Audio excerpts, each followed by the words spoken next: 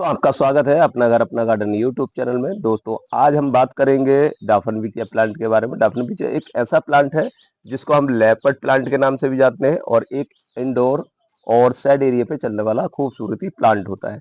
इसकी जो बड़ी बड़ी पत्तियां होती हैं और इसकी जो स्पोर्टिंग होती है पत्तियों पर, ये इसकी खूबसूरती का राज होता है।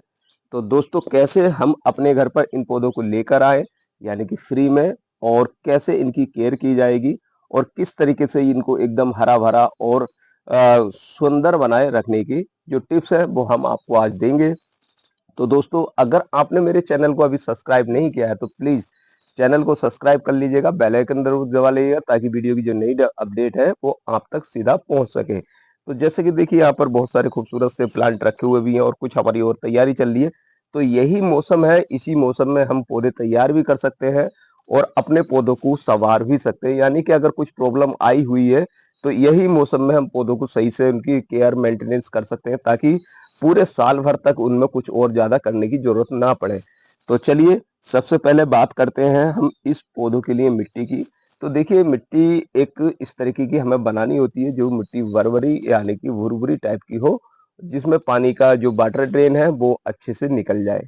इस तरीके की मिट्टी का हमें चयन करना होता है, तभी हमारे इंडोर प्लांट, यही प्लांट नहीं इंडोर कोई भी प्लांट हो तो वो अच्छे से ग्रो करेंगे। तो मिट्टी बनाने का सही प्रोसीजर भी आपको मैं बता देता हूँ। आपको क्या करना है, देखिए अगर इंडोर वाले प्लांट हैं तो उनके लिए 40% आपको रिवर सेंट लेना बहुत जरूरी है।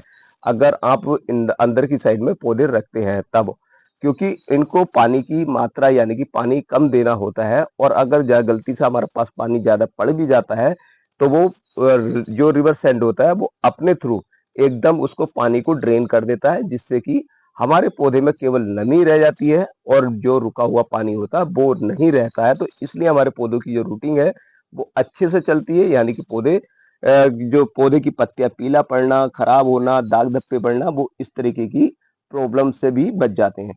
तो 40% हमें रिवर सेंड लेना है और 40% ही हमें लेनी है उसमें दोमट मिट्टी, जो कि हल्की मिट्टी होती है। 80% हो गया है। अब 20% आप उसमें ज्यादा खाद देने की जरूरत नहीं है ऐसे प्लांटों को। हाँ, समय समय पर गुड़ाई करते समय यानी कि हर महीने में या फिर 15 दिन में आप पौधे के साइज के हिसाब से, जैसे 12 इंची के गमले में है तो आप 50 ग्राम बर्मी कंपोस्ट दे सकते हैं, और उससे बड़ा है तो 100 ग्राम दे सकते हैं, या फिर छोटा है तो उसी के हिसाब से 2 चम्मच 1 चम्मच के हिसाब से आप देते रहिएगा। तो 20% आपको गोबर की खाद या फिर बर्मी बर्मी कंपोस्ट ही मिला करके मिट्टी को अच्छा सा तैयार कर लेना है, जिससे कि हमारी 100% की एकदम मिट्टी तैयार हो जाएगी। ये तो रहा हमारा एक अच्छी सॉइल बनाने का जो मिट्टी बनाने का सही प्रोसीजर है। अब आगे की बात करते हैं। तो देखिए इसमें एक और जानकारी मैं आपको दूंगा। अगर इस तरीके का आपके पास पौधा है तो अगर एक पौधा है तो एक से कितने सारे बनाएंगे, और अगर नहीं है आपके पास, आपके पड़ोसी के पास है, अगर वैसे तो मार्केट से या नर्सरी से परचेज करेंगे तो इस तरीके का पौधा आपको 400 500, हो सकता है 600 रुपए तक का भी ये आपको मिले। और सिंगल स्टेम में, अगर आप सिंगल स्टेम में अगर ये पौधा लेंगे, जैसे कि ये सिंगल स्टेम में है, अगर इस तरीके का पौधा लेंगे तो भी आपको 150 200 रुपए तक खर्च करने पड़ सकते हैं। तो ये आपको ये जो पैसे हैं वो आपको बिल्कुल भी खर्च नहीं करने पड़ेंगे। जो मैं ट्रिक बता रहा हूँ, जो टिप्स बता रहा हूँ, आप उन्हीं को फॉलो कीजिएगा। अगर आपको कहीं पर इस टाइप का प्लांट मिल जाता है, कहीं रिलेशन में जाते हैं या फिर पड़ोसी के घर जाते हैं या फिर आप उनसे मांग लीजिएगा, तो आपको करना क्या है, देखिए ये जानकारी मैं बीच में ही दे देता हूँ क्योंकि ऐसी जानकारी बार बार मिलती नहीं है। तो देखिए इस तरीके की जो स्टेम है मैं दिखा देता हूँ, ये यही स्टेम दिखा देता हूँ। यहाँ से देखिए, तो दोस्तों देखिए ये भी मैंने अभी कटिंग से ही ग्रो किया है और ये मेरा समथिंग 5-6 महीने यानी कि पिछले 5-6 महीनों में ही ये तैयार किया गया है। उस समय भी थोड़ा मौसम सही था और उस समय मैंने कटिंग लगा, बट उस समय के कटिंग लगाने में बहुत ज्यादा टाइम लग जाता है। तो देखिए इस तरीके की आपको स्टेम चूज करनी है। जो स्टेम होगी उनके पास पौधा होगा, बड़ा होगा, अगर बड़ा पौधा होगा तभी मांगे उनसे, क्योंकि छोटे पौधे में बहुत मुश्किल हो जाता है। तो इसकी स्टेम काफी मोटी भी हो जाती है, लंबी भी हो जाती है इस टाइप की।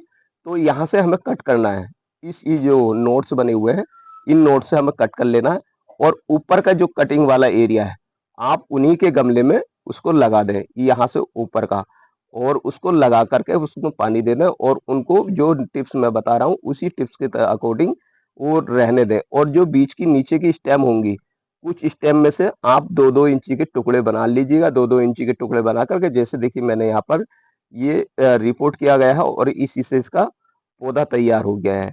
तो देखिए इस तरीके से आप अपने घर पर पौधे भी ले आएंगे और उनको भी कोई खास नुकसान नहीं होगा। उनको नुकसान होने का मतलब ही नहीं है, क्योंकि आपने देखिए उनका जो पौधा लिया था वो उनका वहीं पे है।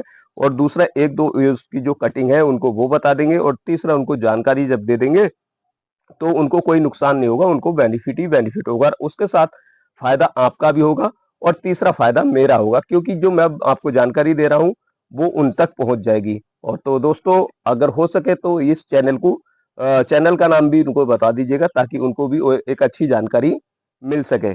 तो इस तरीके से देखिए ये कटिंग हम तैयार कर सकते हैं इन पौधों की, जो मैं टिप्स बता रहा हूँ।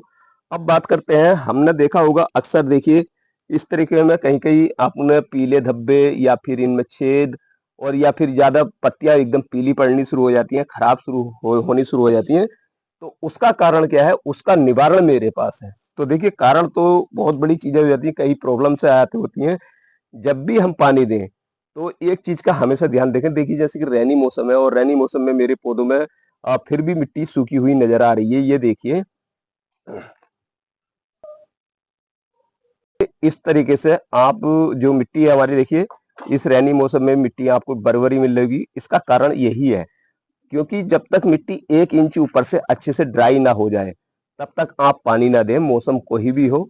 हाँ, अगर जो विंटर का मौसम होता है, सॉरी, जो हमारा विंटर का मौसम होता है, जैसे कि सर्दी अगर ज्यादा पड़ रही है, तो उस मौसम में हमें क्या करना है, पानी को लेट करना है। यानी कि पानी, अगर मिट्टी हल्की ड्राई भी दिख रही है ऊपर की तरफ से, तो भी एक आध दिन और रुक के पानी दें। और उसमें हल्की सी भी नमी हो तो पानी बिल्कुल ना दें। ऊपर से अगर नमी दिख रही है तो बिल्कुल पानी ना दें, क्योंकि ये पौधा ऐसा है जो जल्दी से पानी मांगता भी नहीं है, और ज्यादा ज्यादा पानी देंगे तो इसकी रूटिंग बड़ी नाजुक होती है, एकदम से गलनी शुरू हो जाती है और पौधा भी खराब होगा।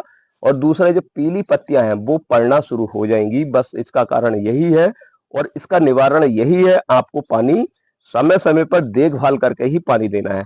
और अच्छा कैसा बना रहेगा, हरा भरा कैसा बना रहेगा, उसके लिए मैंने आपको ऑलरेडी बता ही दिया है। वैसे भी एक बार और आपको मैं बता देता हूँ। हमें करना क्या है, देखिए जब भी हम गुड़ाई करेंगे, तो वैसे इस पौधे को मेरी कभी खाद की जरूरत है नहीं, क्योंकि मैं कुछ ही दिन पहले मैंने इसकी गुड़ाई की थी और इसमें खाद भी दिया था। और इस पौधे में मैंने केवल 1 चम्मच ही वर्मी कंपोस्ट दिया हुआ है। तो आप भी इसी तरीके से गुड़ाई जब भी करें, आपको 15 दिन या 1 महीने में, तो आप गुड़ाई करते समय ही थोड़ा, और गुड़ाई भी ज्यादा गहरी नहीं करनी होती है, हल्की गुड़ाई करें। अगर गहरी गुड़ाई जब भी करेंगे तो हो सकता है हमारी जो पौधे की रूटिंग है वो डैमेज हो जाती है, और जिससे पौधा झटका ले लेता है। तो हल्की हल्की गुड़ाई करें, और गुड़ाई करने के बाद उसमें पौधे के हिसाब से उसमें वर्मी कंपोस्ट देते रहें, या फिर गोबर की खाद भी आप डाल दें। अगर एक चीज और बता देता हूं मैं दोस्तों, अगर इसके ऊपर ये धब्बे ज्यादा पड़ रहे हैं या फिर और, तो इसमें फंगस की भी प्रॉब्लम हो सकती है। आपको क्या करना है, आप अगर एक काम कर सकते हैं, नीम ऑयल ले सकते हैं। नीम ऑयल का 2-4 बूंद डाल करके, यानी कि 1 लीटर में आप 3 से 4 बूंद या 5 बूंद तक उसमें डाल दीजिएगा, और उसका समय समय पर, यानी कि 4 से 5 दिन के अंदर उसका स्प्रे करते रहेंगे। उससे देखिए कोई नुकसान नहीं होगा, उसका बेनिफिट ही होगा। उससे जो पत्ते, जो हमारे पत्तों पे फंगस बैठती है या फिर कुछ इंसेक्ट आ जाते हैं, वो भी हट जाएंगे। और दूसरा, इसकी जो पत्तों पे पीलापन है वो भी कम होना शुरू हो जाएगा। ये नीम ऑयल का भी आप स्प्रे कर सकते हैं।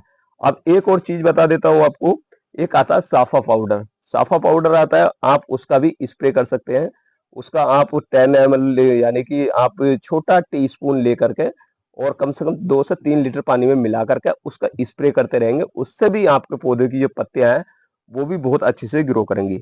अब बात करते हैं दोस्तों इस पौधे की सेफ्टी, यानी कि इस पौधे की सेफ्टी तो होगी होगी, इससे हमारी सेफ्टी कैसे होगी। तो कभी भी ध्यान रहे, इसको छोटे बच्चों से और कुछ जो हमारे घर में एनिमल्स होते हैं उनसे भी दूर रखा रखे तो बेटर है।